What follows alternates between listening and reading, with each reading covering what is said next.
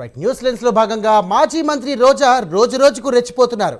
అడ్డంకి వెదవలంటూ బూతులతో రోజా విరుచుకుపడుతున్నారు. అయినా రోజాను కూటమి ప్రభుత్వం ఏం చేయలేకపోతోంది. ఇందుకు కారణం రోజాకు అండగా కూటమి నేత ఉన్నారని ప్రచారం జోరుగా జరుగుతోంది. ఇక రోజా ఎన్ని మాటలు మాట్లాడినా ఆమెను టచ్ చేయకపోవడానికి కారణం అదేనంటూ టాక్. ఇటీవల ఓ ముఖ్యుడితో భేటీ అయినట్లు ప్రచారం జరుగుతోంది. ఆ ముఖ్యనేత అభయంతోనే రోజా మరింత దూకుడు పెంచారని సమాచారం.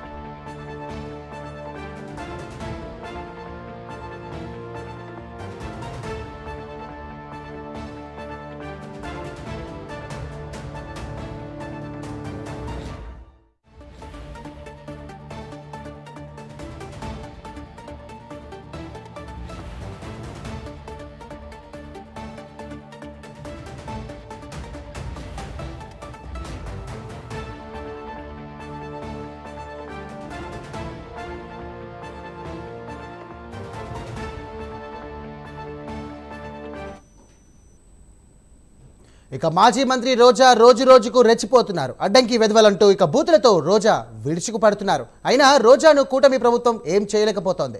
ఇందుకు కారణం రోజాకు అండగా కూటమి నేత ఉన్నారనే ప్రచారం జోరుగా సాగుతోంది.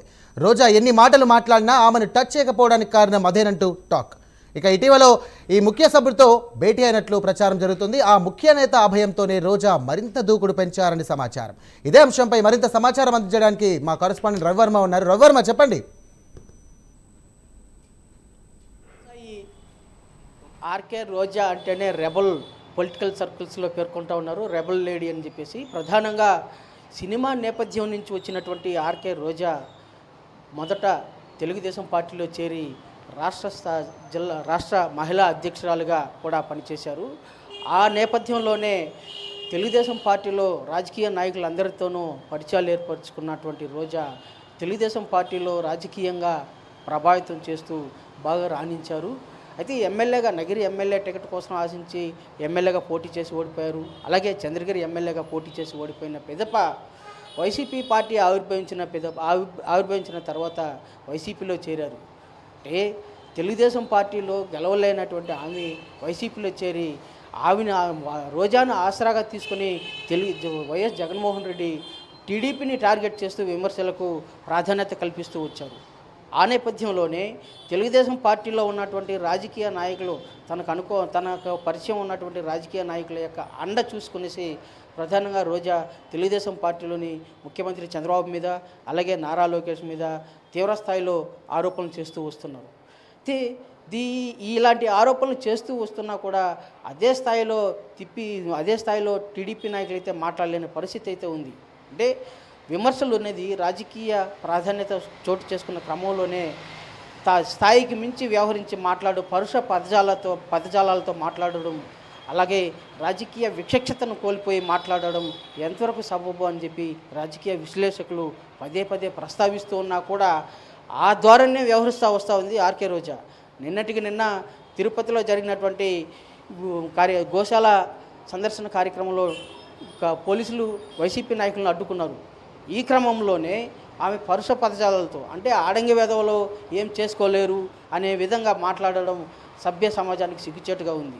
ఇలాంటి రాజకీయాలు అనేది ఉందాతనంగా వ్యవహరించాలి తప్ప స్థాయి దిగజారి మాట్లాడే ఎంతవరకు సబబు అని చెప్పేసి రాజకీయ విశ్లేషకులు పదే ప్రస్తావిస్తూ ఉన్నా కూడా ఆ మాటలనేమీ లెక్క చేయకుండా ఆమె తన ధోరణిని వ్యవహరిస్తూ అంటే ప్రజల్లో అంటే మీడియాను ఆకట్టుకునే విధంగా తన మాట్లాడే విధానమే పై చేయిగా ఉండాలనే భావనతోనే పదే కించపరిచే విధంగా దూషిస్తూ మాట్లాడుతూ వస్తున్నారు.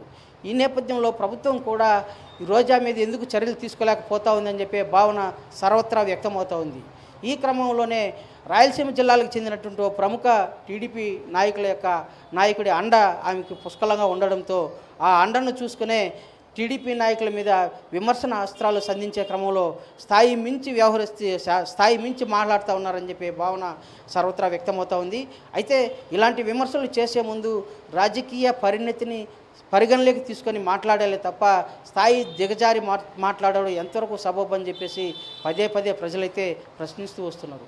అయితే ఇలాంటి ప్రశ్నలకు కూడా రోజా లెక్క చేయకుండా తాను ఆ నాయకుని అండ ఉన్నంత వరకు తనను ఎవరూ ఏమీ చేసుకోలేరనే భావన ధీమా రోజాలో స్పష్టంగా తెలుస్తూ ఉంది. కాబట్టి ఇవాళ ముఖ్యమంత్రిని అలాగే మంత్రులను లెక్కలేనంతనంగా మాట్లాడడం, పరుషంగా మాట్లాడడం, అంటే ఆడంగ వేధవులు, వజ్జా వేధవులు అనే రకరకాలుగా మాట్లాడడం, ఇలాంటి విధానాల వల్ల రాజకీయంగా అంటే పరిణతి లేనటువంటి వాదన స్పష్టమవుతూ ఉంది.